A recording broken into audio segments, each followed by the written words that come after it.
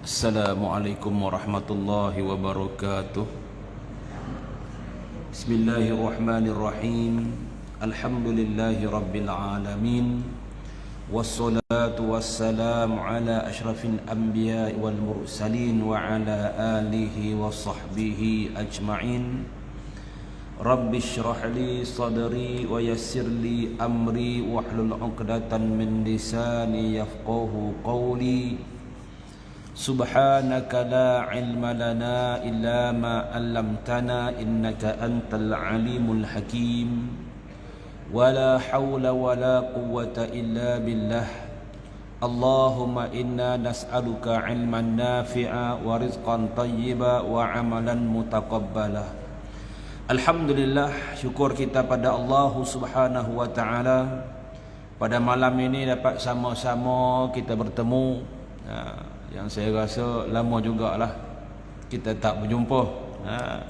Alhamdulillah, panjang lagi jodoh pertemuan kita, maka kita bertemu pada hari ini. InsyaAllah kita kuliah kita malam ni berkenaan dengan kebebasan ataupun merdeka ataupun Fathul Makkah, pembebasan kota Mekah. Kita sekarang ni berada di bulan merdeka, tuan-tuan, bulan kemerdekaan. Kita rasa seronok, kita rasa sayang kerana tanah tumpah darah kita, tempat kita dilahirkan, kita dibesarkan. Memang ini ditunjuk oleh baginda Nabi SAW ketika mana sayang sangat bumi Mekah. Ketika nak keluar daripada kota Mekah, Rasulullah pusing tengok balik. Seandainya tidak keras penyiksaan Quraisy, tentu kami tak keluar daripada Mekah ni. Sayang. Dan Rasulullah doakan juga bumi Madinah itu supaya dicintai, dikasihi. Allahumma habbib ilainal Madinah. Ya Allah, bagilah kami cintai bumi Madinah ini. Maknanya tempat di mana kita duduk, kita mesti sayang, kita mesti suka. Sama jugalah negara kita Malaysia ni, yang kita capai kemerdekaan 64 tahun. Maka dia menuntut kita supaya syukur pada Allah Subhanahu wa taala. Yang mana Rasulullah sallallahu alaihi wasallam, tuan-tuan, dalam sebuah hadisnya maknanya, andai kita diberi minum, diberi makan, aklahu aklatan fahamidallah, maka sebutlah, pujilah Allah Subhanahu wa taala. Ataupun kamu mendapat minuman, dapat minum satu-satu minuman, fayahmadallah, maka pujilah Allah Subhanahu wa taala. Ini kan pula satu nikmat yang besar Allah Taala berikan kepada kita. Maka sewajarnya lah kita kena puji Allah Subhanahu wa taala, syukur pada Allah Subhanahu wa taala. Kalau kita dengar cerita, tuan-tuan, orang dulu sebelum merdeka memang susah. Tuan-tuan yang lama, yang veteran, bukan tua, orang lama. Orang lama, orang veteran kan. Kalau sebut pasal merdeka ni, mesti nak sebut tentang makan ubi kayu. Ini sinonim dengan merdeka, kisah merdeka, cerita merdeka. Apa hal ubi kayu? Rupanya ubi kayu tu yang paling mudah. Cabut, makan, potong, tanam balik. Tumbuh, tanam balik. Yang lain susah. Kalau budak sekarang kata, ustaz, kami sekarang pun makan ubi kayu juga, tapi ubi kayu kita makan sekarang ni beza. Kita makan bukan sebab tak ada benda nak makan. Kita makan hanya bersedap-sedap, sonok-sonok je. Itu dia macam-macam versi jadi dah tu. Jadi bingka, jadi goreng, jadi krepek, chip, macam-macam dah. Dia tak macam dulu, sonok je. Cicah dengan nyo, cicah dengan sambal bilih. Kopi pula abang lah. Malam-malam ni jangan disebut lah. Itu. Dan sebut kata Fathul Makkah ni, tuan-tuan, Rasulullah sallallahu alaihi wasallam pun sayang sangat Mekah ni, rindu pada Mekah ni yang teramat sangat. Bila jejakkan kaki keluar daripada Mekah itu, yang kita kata hijrah, daripada tahun 1 hijrah, 2 hijrah sampai tahun 7 hijrah tu, rindu nak balik ke Mekah itu. Mekah bukannya ada salah apa-apa pun.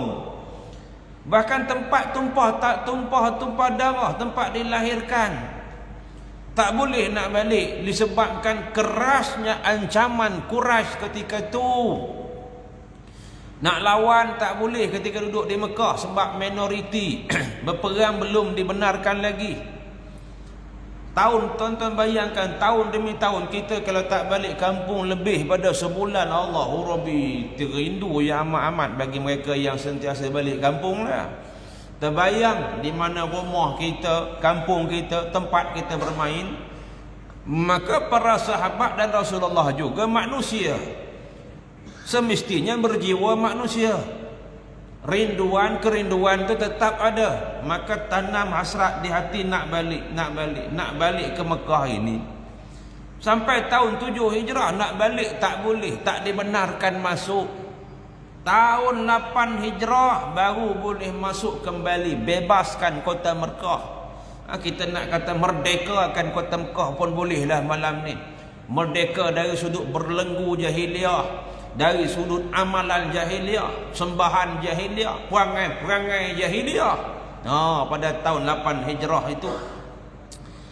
Kemudian Rasulullah pernah sebut, man kana yu'minu billahi wal yaumil akhir falyahdur bil Madinah.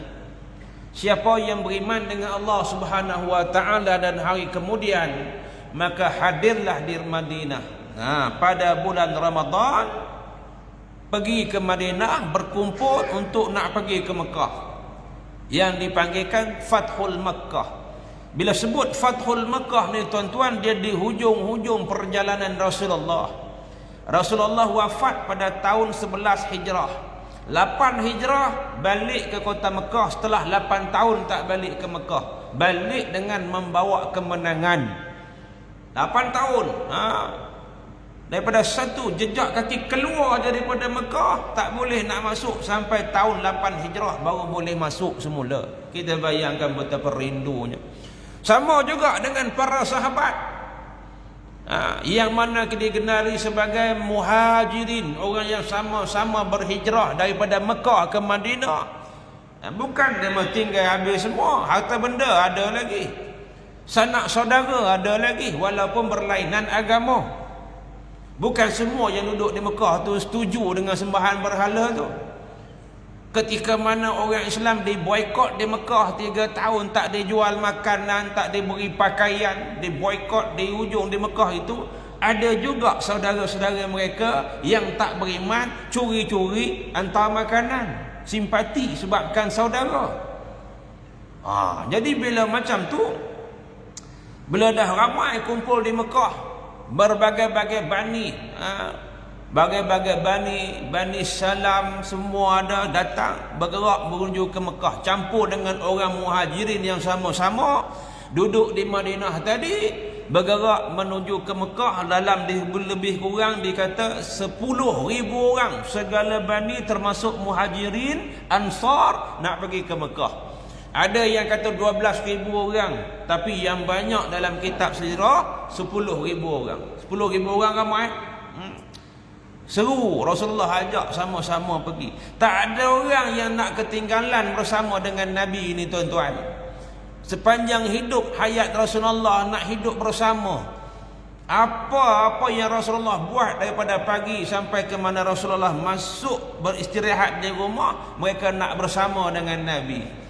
Apatah lagi jika Rasulullah mengajak pergi ke Mekah, ramai-ramai pergi.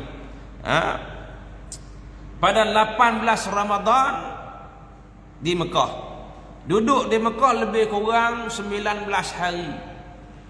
Jadi ini yang dikatakan iza jaa nasrullahi wal fath, apabila datang pertolongan Allah dan pembukaan kota Mekah.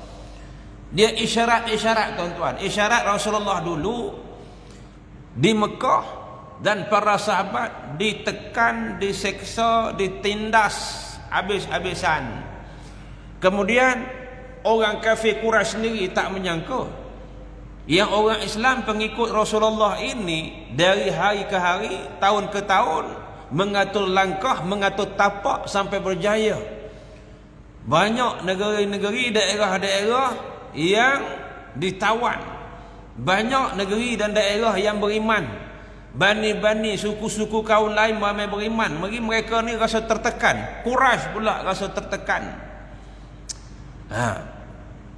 Jadi bila balik ke Mekah tu, mereka merasakan orang yang kita tindas dulu balik nak tawan kita balik. Balik orang kata apa? Nak memerintah kita. Tentu dia satu perasaan ada tuan-tuan, ego. Dia terbagi 2-3 jenis kumpulan di Mekah tu ketika itu. Yang tak boleh terima hakikat, duduk diam-diam. Yang boleh terima hakikat, ikut beriman. Yang tak boleh terima hakikat, isytiharkan perang. Yang ni ada, terbagi kepada 3. Yang beriman pun ramai, yang tak mengatakan apa-apa pun ramai. Kemudian yang ni, yang ego, yang keras kepala, mereka ni lari, berundur, bentuk satu pasukan. Sebab tu pada tahun 8 Hijrah, lepas daripada tu dia berlaku peperangan, perang Hunain, Bani Saqif dan Hawazin. Puak ni yang menentang, yang ni dia lawan habis-habisan. Habis semua ayam itik pula, lembu ni, unta, kambing, habis diangkut habis semua. Jarang perang ni diangkut habis, tapi perang ni habis semua, dia bawa habis semua. Memang nekat itu. Jadi tuan-tuan, kota Mekah yang mula-mula Rasulullah sallallahu alaihi wasallam masuk tu, yang pertama buat, bebaskan kota Mekah ni dulu, merdekakan kota Mekah ini daripada penyembahan, cengkaman jahiliah, amalan-amalan jahiliah. Padam, buang habis dulu. Yang mana segala bomo, pawang, tenung nasib yang bercanggah, Islam dah menguasai. Maka dibuang habis semua dulu. Antara juga perkara yang pertama yang dibuang, mula kita tengok dulu. Rasulullah atur strategi masuk kota Mekah ni melalui 4 penjuru. 4 penjuru masuk serentak semua tentera. Bila dah sampai, dah boleh kuasai kota Mekah, duduk 19 hari. Hari yang ke-5 Rasulullah aturkan, mula-mula sampai tu pecahkan dulu berhala-berhala. Rasulullah masuk tawaf yang ada di keliling Kaabah tu. Keliling Kaabah, dalam Kaabah, habis semua dia gantung habis. Beranak pinak dah batu tu. Dah banyak. Rasulullah pecahkan, ja'al haqq wa zahaqal batilu innal batila kana zahuqa. Apabila datang kebenaran, yang kebatilan ni lenyap, dia lenyap. Innal batila kana zahuqa, sesungguhnya kebatilan itu dia tetap akan hapus, dia tetap akan lenyap. Batil lawan dengan hak, batil tak akan menang walaupun ambil masa yang panjang. Tetap batil ini akan tetap nampak sebagai batil, sebagaimana tak betul. Ini hari yang ke-5, yang di Kaabah tu dah clear. Rasulullah suruh pula, bagi arahan pula kepada Khalid bin Al-Walid. Khalid bin Al-Walid bawa 30 pasukan kuda pergi runtuhkan berhala Uzza. Yang berhala ni banyak tuan-tuan. Ta'budul asnam, berhala ni banyak. Tapi yang paling-paling banyak itu yang betul-betul top, glamour, famous, 3 ekor ni. Al-Lata, Uzza, Manat. 3 jenis ni, 3 ekor ni. Tu anak cucu dia banyak lah, beranak pinah. Contoh. Yang ni Rasulullah, yang Al-Uzza ni, Rasulullah suruh Khalid Al-Walid bawa 30 pasukan berkuda pergi hancurkan, pergi pecahkan. Dia duduk di kampung Nakhlah, besar. Tinggi, besar. Habis pecahnya dia mah, hancur habis semua, lebur. Gitu. Maknanya bukan setakat hancurkan tubuh fizikal tu saja, tapi nak menghancurkan, nak memusnahkan syirik pada Allah Subhanahu wa taala tu. Bukan setakat tugu tu saja.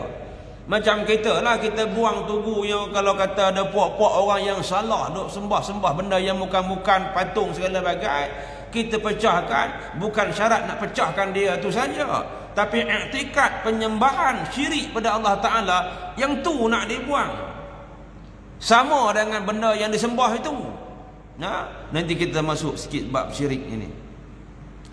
Dan Rasulullah suruh pula Amru bin Al-As pergi runtuhkan berhala Suwa, seekor lagi jenis besar juga. Yang ni duduk di lain, duduk di tepi kampung lain, besar, tombang habis semua.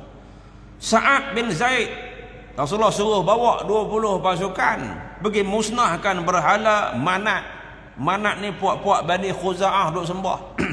Besar, hancur. Jadi Islam menang, amat-amat menggembirakan. Kalau dulu kita tengok cerita-cerita yang kita bawa, Islam diseksa, orang Islam diperli, disindir, dihina, dicaci. Tapi kali ini Islam menang. Islam memerdekakan kota Mekah itu daripada segala jenis sembahan, segala jenis syirik pada Allah Subhanahu wa taala. Iman ni tuan-tuan kuat betul. Apa nak buat pun semuanya tanya berhala, tanya batu tu dulu. Keluar pagi-pagi nak pergi kerja, tanya batu dulu. Tengok hari ni nasib baik kau, untung kau pergi, tanya batu. Diukir cantik-cantik dia tanya. Balik tak larat, penat, ngadu dekat batu tu juga. Sakit, ngadu kat batu tu juga. Walaupun dia tu tak boleh nak tolong diri dia pun tak boleh. Kalau dipecah-pecah lah dia. Tapi sifat sembahan tu dah lama sangat. Kadang-kadang dia kata, apa kami pun sembah Allah juga. Ini perantaraan. Mereka syirikkan Allah dengan berhala-berhala tu. Sebab tu dia sikit-sikit wallahi gitu. Tapi mereka mensyirikkan Allah Subhanahu wa taala. Ada satu kisah. Mereka ni terlalu taksub kepada Lata dan Uzza ni. Dia banyak, dia ada Lata, ada Uzza, ada Suwa, ada Manat, ada Hubal. Belum lagi ada Nusuk tutup, macam-macam jenis lah. Tapi yang paling glamournya yang 3 ekor ni lah Lata, Uzza, Manat. Sikit kalau benda tak betul, itu sebab Lata murka lah.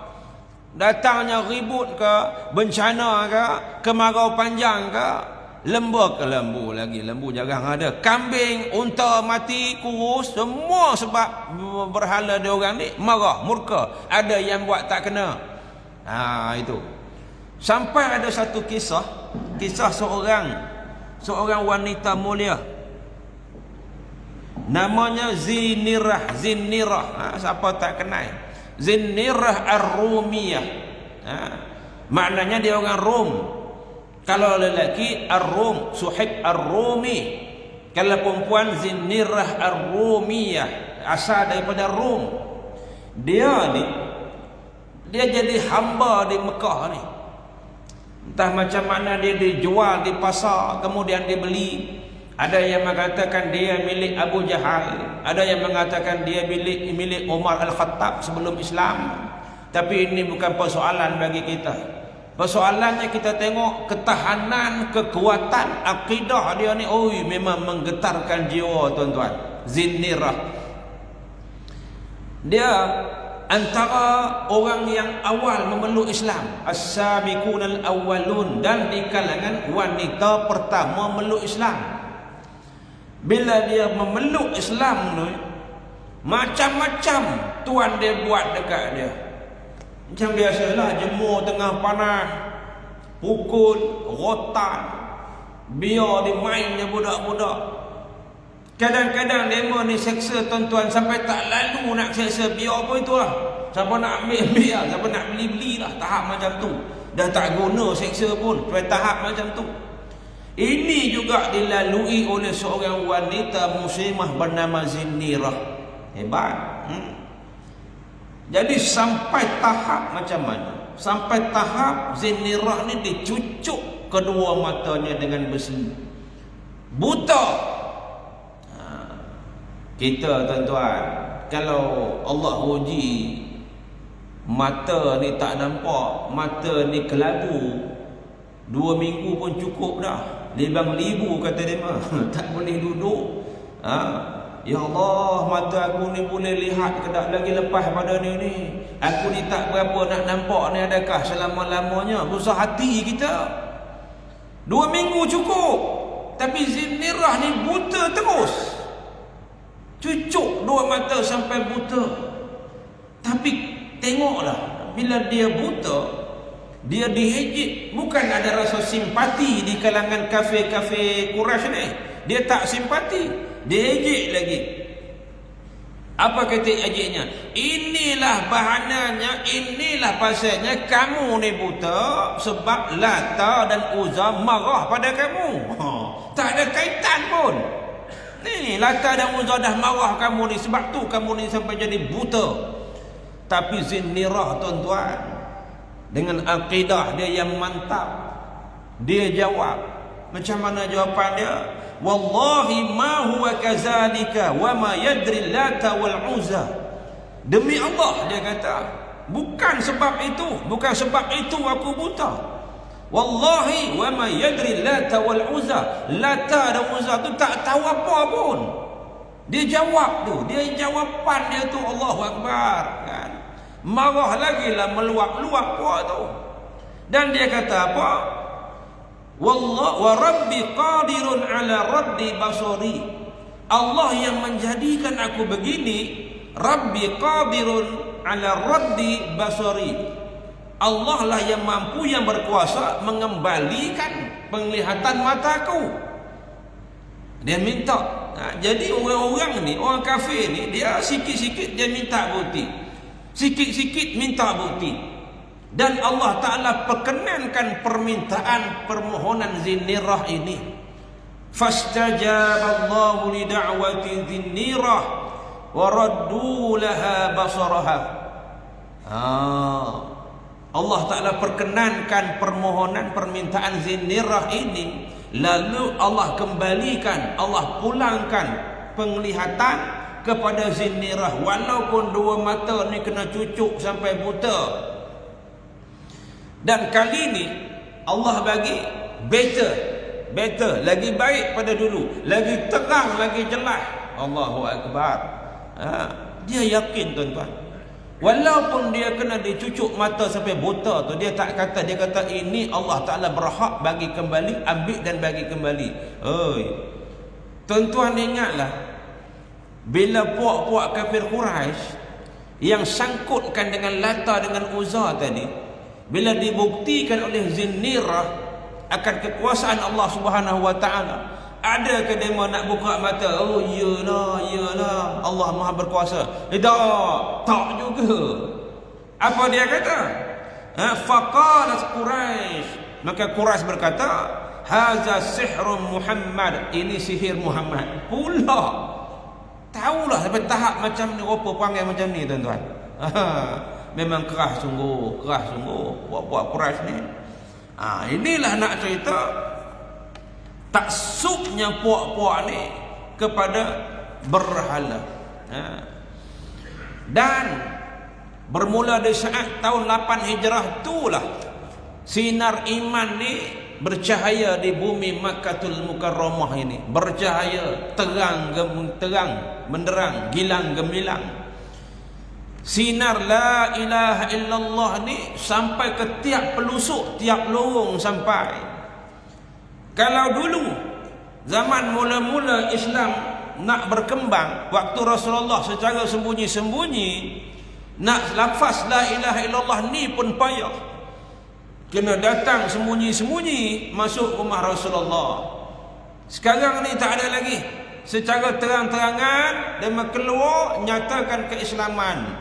La ilaha illallah Muhammadur Rasulullah. Wa ra'aitan nasa yadkhulu. Melihat manusia ni masuk fi dinillahi afwaja, ramai-ramai, berbondong-bondong, ramai-ramai. Tak ada lagi nak sorok-sorok dah.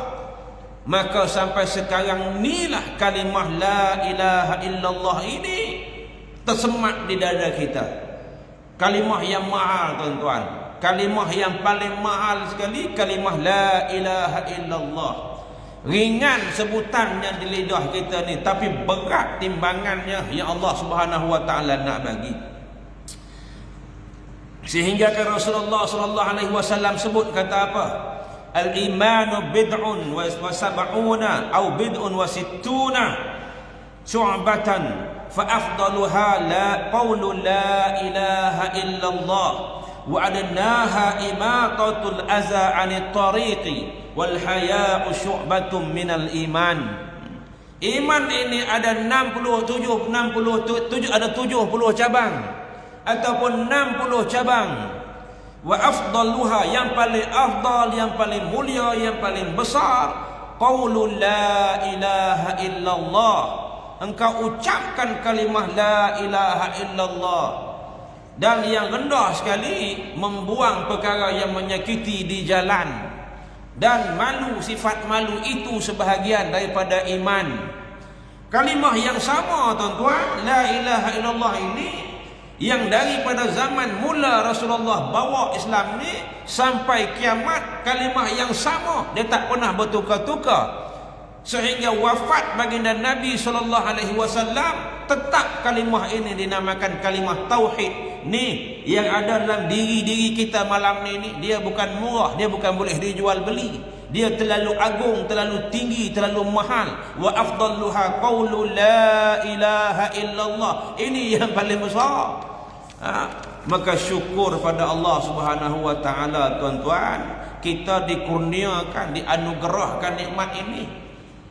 Ada orang nak dapat melalui kadang-kadang susah payah. Ada orang mak ayah tak Islam, dia Islam. Kita lahir-lahir pun sampai sekarang dah Islam. Ada kalimah ni di dada kita. Cuma menunggu nak suburkan dia saja, nak bagi dia mekar dalam jiwa kita. Tak nak bagi dia ni terhakis kalimah ini ni. Satu kalimah yang dijamin, qala man qala la ilaha illallah mukhlishan ja'ala dakhala al-jannah. Man qala la ilaha illallah mukhlishan dakhala al-jannah, kata Nabi. Orang yang sebut perkataan kalimah la ilaha illallah dalam keadaan dia betul-betul ikhlas, dakhala al-jannah, syurga dia ni. Ikhlas tu dari sudut ucapan, i'tiqad dia, pegangan dia, fahaman dia dengan kalimah la ilaha illallah itu. Biarlah kita sebut kalimah ini, kita faham maknanya.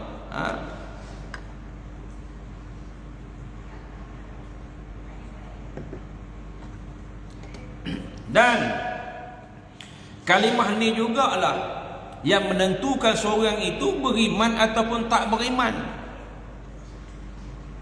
Waris dekat Rasulullah sendiri pun Abu Talib tak dapat yang ni. Tak dapat.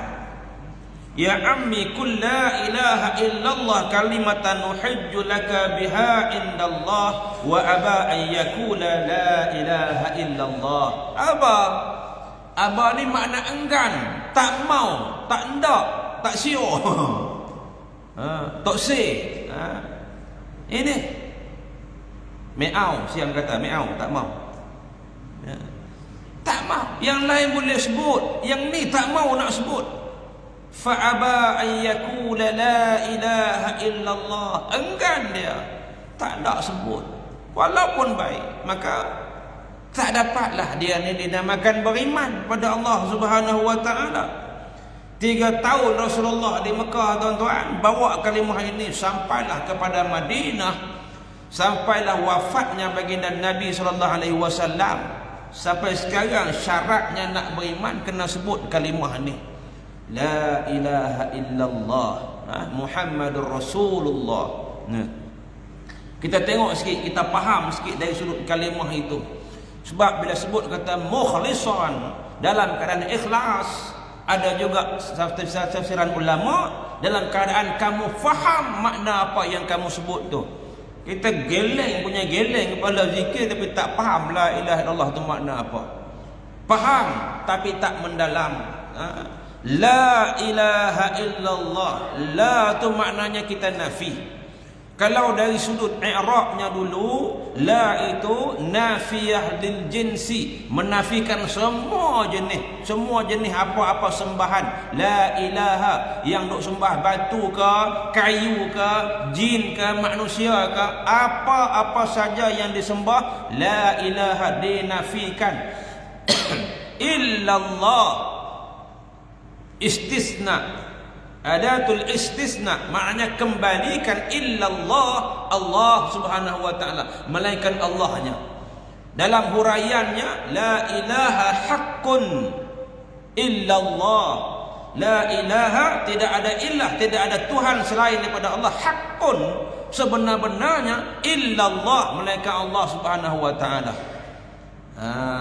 Ataupun la ilaha haqqun, la ilaha mawjudun illallah, la ma'budun illallah, la ma'budun bihaqqin illallah, tidak ada Tuhan yang disembah yang sebenar-benarnya illallah, melainkan Allah subhanahu wa ta'ala. Payah nak mengerti yang tu, ambil yang paling minimal. La ilaha illallah, la ilaha itu, iaitu orang panggil nafi. Kita nafi, tak ada yang layak disembah apa jenis sekalipun illallah, yang betul-betul hak semata-mata Allah subhanahu wa ta'ala saja. Itu orang panggil isbat. Isbat ni menetapkan, tetapkan dalam hati yang hanya Allah yang layak kita sembah. Amboi tuan-tuan, kalau pergi kita ngadap Allah subhanahu wa ta'ala dalam keadaan yang ni, i'tikad yang begini, Allah syukur alhamdulillah. Ini. Dan kita risau, Imam Az-Zahabi ada sebut dalam kitabnya lebih kurang 75 kabair, dosa besar. Bunuh orang, minum arak, berjudi, berzina, derhaka mak ayah, sihir. Tapi yang paling besar, akbarul kabair syirkun billah, yang paling besar di antara dosa besar, syirik pada Allah subhanahu wa ta'ala. Yang ni kita cukup takut. Kita cukup takut. Jadi tuan-tuan, datangnya Islam ini, dibawa risalah Islam ni oleh Rasulullah, semua para nabi dahulu pun nak membanteras, nak membuangkan syirik pada Allah subhanahu wa ta'ala inilah. Yang merasakan yang lain itu sama dengan Allah, ataupun melebihi, ataupun seganding, sebanding, tak boleh. La syarikalah, tidak ada sekutu bagi Allah subhanahu wa ta'ala. Tak sama dengan kita. Kita tak bersekutu, tak boleh. Kita perlu bersyarikat, perlu berdua, perlu bertiga, sebab kita ini makhluk. Allah itu Khalik. Khalik ini yang menciptakan, yang menjadikan kita, tak berhajat kepada sekutu. Kita lemah. Habis tu yang kita buat amal ibadah sebelum ni, daripada zaman Nabi Adam, termasuk manusia dan jin, kita buat ibadah itu, andai kita beribadah, orang yang takwa, pahala dapat kat kita balik. Bukan kata kita ibadah, semua orang baik, semua jin baik, Allah Ta'ala bertambah kemuliaannya. Tidak. Allah sedia agung, sedia mulia, sedia maha berkuasa.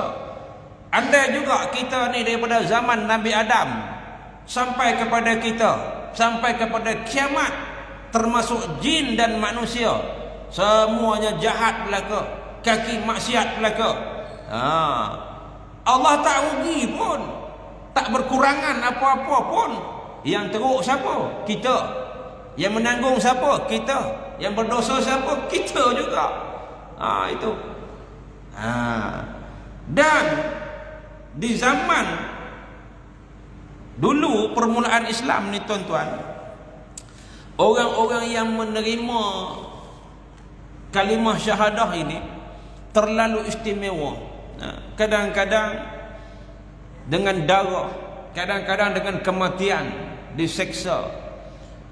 Memanglah lumrah kita ni, kalau tak boleh, kalau kita tengok orang kata apa, tengok orang diseksa, jangan katakan orang, kita tengok binatang kena seksa pun kita tak tahan, tak boleh tahan. Ini kan pula saudara seagama dengan kita. Kita dengar di Palestin, kita pun tak tahan di sini, kita pun sedih. Hantarkan doa. Sama juga dengan zaman-zaman permulaan Islam dulu. Tak lalu, tak tahan tengok golongan-golongan marhain ni kena seksa, dipukul, dirotan, dijemur di tengah panas, disiat, disalai, tak lalu. Tapi apa daya, nak bersuara tak boleh, sikit sangat minoriti. Melainkan mereka-mereka yang Allah Ta'ala kurniakan kelebihan, sedikit kelebihan ketika tu. Contohnya satu tokoh yang kita sebut malam ni Abu Bakar As-Siddiq. Kebetulanlah Abu Bakar ni berada jugalah kata kaya, tapi ada jugalah ada juga golongan-golongan bangsawan jugalah kita kata, orang ada nama. Memang dah lama bersahabat dengan Rasulullah sallallahu alaihi wasallam. Sifat mulia dia inilah, Abu Bakar inilah yang membeli hamba-hamba yang diseksa tadi ni. Kalau dia lalu tengok hamba tu kena seksa, dia akan tawarkan untuk dia beli. Dia beli. Beberapa orang hamba dia beli. Kadang-kadang tuan hamba ni bila dia diseksa habis dah, habis 100% seksa dah, tak jalan juga, suruh murtad, suruh pergi sembah balik Lata dan Uzza, tak nak, pukul dah pukul, mata dah cucuk, habis semua dah dibuat dah, fed up dah, tak boleh nak buat apa, lantaklah dah nak beli-belilah ke tahap macam tu. Dan Abu Bakar lah yang membelinya. Termasuklah hamba yang bernama Zinirah tadi.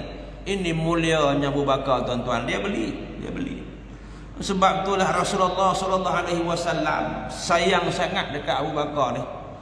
Yang banyak bantuan, banyak pertolongan. Mana idaknya dalam ramai-ramai ni sahabat hijrah ke Madinah itu, Abu Bakar menjadi pilihan. Dan Abu Bakar ni pun menanam hasrat moga-moga dia dipilih.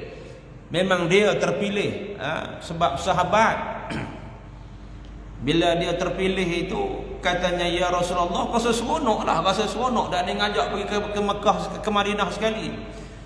Ya Rasulullah, bagi aku ni, aku ada 2 ekor unta, aku bagi dekat Rasulullah 1 ekor lagi aku ambil, kita sama-sama pergi Madinah. Rasulullah kata, la saminuli, jangan bagi free, bagi harga, perhargakan unta itu, aku beli. Abu Bakar kata nak bagi, tak apa, bagi harga. Ini orang panggil sahabat, sentiasa nak tolong sahabat. Kita kalau sebut sahabat nak free saja. Itu kan. Ini mulianya Abu Bakar. Bukan tu aja, banyak lagi lah. Sebab itulah orang panggil As-Siddiq Abu Bakar ni. Apa yang dibawa oleh Rasulullah, dia tak tolak, dia tak tunggu lama. In kana qala faqad sadaqa. Jika yang menyebut itu, yang berkata itu adalah orang yang bernama Muhammad, faqad sadaqa, maka benarlah ia. Dia tak tunggu. Nak tunggu bukti, nak tunggu dalil, nak tunggu esok, nak tunggu petang, atau tengok sejam 2 lagi. Tak ada. Sebab dia kena siapa batang tubuh yang bernama Muhammad sallallahu alaihi wasallam. Itu pasal Rasulullah sayang sangat dekat dia. Sampai kan orang tanya pada Rasulullah, Amr bin As tanya pada Nabi, ya Rasulullah, ayyun nasi ahabbu ilaika? Qala Aisyah. Nabi kata, Aisyah lah aku sayang. Qultu minar rijali, wahai Nabi, di kalangan lelaki pula siapa? Abuha, kata Nabi, bapaknya, bapa Aisyah. Allahu akbar. Ini dia punya baiklah kebajikan Abu Bakar ni dalam fastamikul khairat, berlumba-lumba buat kebajikan. Ada orang tinggal sebahagian, ada orang 1/3, 1/2, tapi dia habis semua sekali. Yang tinggal Allah dan Rasul. Sayyidina Umar dia kata, dia ingat dia okeylah. Lalah dia kata apa? Wallahi la asbaqahu ila syai'in abadan. Demi Allah dia kata, dengan Sayyidina Abu Bakar ni aku tak boleh menandingi dia selama-lamanya dalam bab infak, dalam bab apapun. Ini cara sahabat meraihkan sahabat. Allahu akbar. Ini Abu Bakar As-Siddiq, peranan dia ni waktu mula-mula Islam dulu ni. Mana idahnya kalau kita tengok Bila satu ketika Rasulullah tanya, duduk ramai-ramai dengan para sahabat, lalu Rasulullah tanya, hadis ini daripada Abu Hurairah radhiyallahu anhu, qala Rasulullah sallallahu alaihi wasallam, man asbaha minkumul yawma sha'iman, qala Abu Bakar As-Siddiq radhiyallahu anhu, ana. Nabi tanya, hari ini siapa puasa? Maksudnya puasa sunat lah. Ana, kata Abu Bakar, saya. Dia angkat tangan. Faman at'ama minkumul yawma miskinan, qala Abu Bakar As-Siddiq radhiyallahu anhu, ana. Nabi tanya lagi, siapa hari ini berpagi-pagi udah bagi makan orang miskin, bersedekah makanan pada orang miskin? Ana, dia juga. Kemudian qala faman ada minkumul yawma marida, qala Abu Bakar, ana. Siapa hari ini dah pergi ziarah orang sakit, pagi-pagi lagi pergi ziarah orang sakit dah? Dia juga, dia kata ana. Last kali Rasulullah tanya, qala faman ada minkum ni, empat perkara ni. Bila empat perkara ni berkumpul, puasa, kemudian bagi orang makan, ziarah orang sakit, maka majtama'na fi imri'in illa dakhalal jannah. Tidaklah berkumpul perkara-perkara yang dibuat ini melainkan orang itu masuk syurga. Ahli syurga Abu Bakar As-Siddiq. Tapi peranan dia tuan-tuan besar. Duduk dalam gua tu, duduk dalam gua Sud selama 3 hari tu, dia rasa risau. Hati dia ni resah. Dia risau, dia takut Quraisy tu boleh nampak. Lau ra'a tahta qadamayya la ra'aida. Seandainya demo tu wahai Nabi tunduk, mesti nampak kita ni, nampak duduk dalam ni. Tu Rasulullah kata, la takhaf wa la tahzan, innallaha ma'ana. Jangan takut, jangan risau wahai Abu Bakar, Allah Ta'ala bersama dengan kita. Rupa-rupanya dia takut ni bukan takut untuk dia, bukan dia takut. Dia takut ni orang mulia yang dia duk jaga ni, Rasulullah sallallahu alaihi wasallam. Sampai dia kata kalau dia dibunuh tak apa. Ini Rasulullah ini. Rasulullah tenteramkan kepada dia, Allah bersama dengan kita. Maknanya bukan bersama macam kebersamaan kita ni. Allah maknanya membantu kita, merahmati kita. Ini tawakal. Tawakal memang kuat. Rasulullah ajar tawakal pada sahabat, kepada kita ni tuan-tuan. Selalu-lalu nak kena ulang. Bismillah tawakkalna 'ala Allah, ataupun hasbiyallah wa ni'mal wakil, ataupun ulang-ulanglah sebut hasbunallah wa ni'mal wakil. Perkataan ni memang satu perkataan yang kita panggil perkataan keramat lah.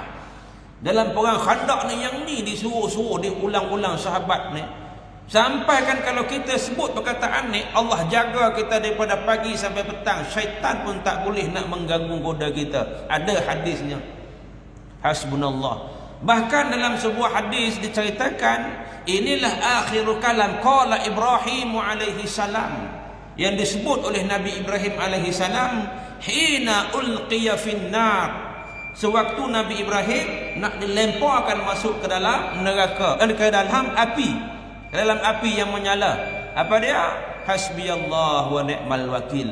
Memadailah bagi Allah sebagai penolongku. Ini. Wallahu a'lam. Cukup sekadar itu dulu. InsyaAllah lah, panjang umur, murah rezeki, ada jodoh. Kita jumpa lagi bulan depan. Wallahu a'lam. Bismillahirrahmanirrahim. Alhamdulillahirabbil alamin. Allahumma aftah alaina futuhal arifin, warzuqna fahman nabiyyin wa ilhamal malaikatul muqarrabin, wa shalli wa sallim ala jami'i anbiya'i wal mursalin, walhamdulillahi rabbil alamin.